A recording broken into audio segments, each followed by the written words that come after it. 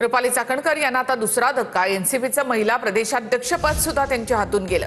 बंधू प्रकरणामध्ये चाकणकरांनी महिला प्रदेशाध्यक्षपदाचा राजीनामा दिला आहे। याआधी चाकणकरांकडून राज्य महिला आयोगाच्या अध्यक्षपदाचा राजीनामा देण्यात आलाय। खरातच्या गैरकृत्यामध्ये माझा संबंध नाही असं चाकणकर यांनी म्हटलंय। बंधू खरात प्रकरणात रुपाली चाकणकरांना आता राष्ट्रवादीच्या महिला प्रदेशाध्यक्षपदाचा राजीनामा द्यावा लागलाय। याआधी चाकणकरांना राज्य महिला आयोगाचं अध्यक्षपद सोडावं लागलं होतं। चाकणकरांना हा दुसरा धक्का बसलाय। रुपाली चाकणकरांनी आपल्या महिला प्रदेशाध्यक्षपदाचा राजीनामा सुनेत्रा पवारांकडे सुपूर्द केलाय।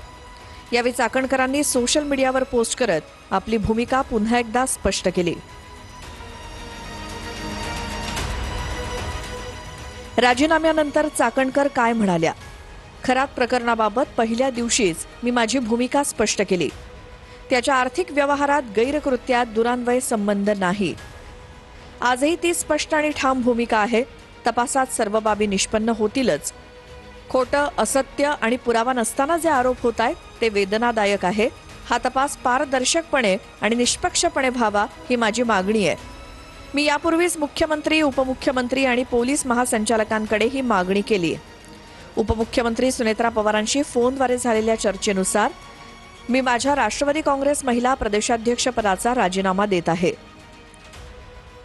जो एक ओळीचा राजीनामा आहे तो जबरदस्तीचा राजीनामा आहे। कारण पहिल्या वेळेस मला वाटतं आयोगाचा राजीनामा जो झाला तो सीएमच्या निर्देशामुळे झाला आणि हा जो दुसरा झाला तो लोकांच्या आक्रोशामुळे जबरदस्ती घ्यावाच लागला अशी परिस्थिती आल्यानंतर तो एक ओळीचा राजीनामा आलाय। आणि आता याच्यानंतर त्यांच्यावर FIR झाली पाहिजे।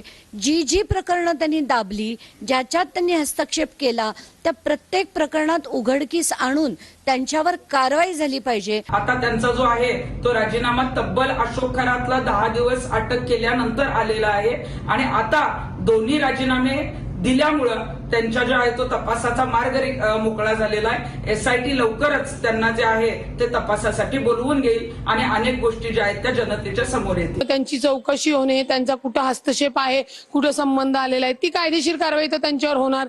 त्याच्यामध्ये त्या सहआरोपी पण होणार, ट्रस्टीचे इतर लोक पण सहआरोपी होणार। कायदेशीर लढाई जी आहे ती होणारच आहे। अशोक खरात सध्या तपास यंत्रणांच्या ताब्यात आहे।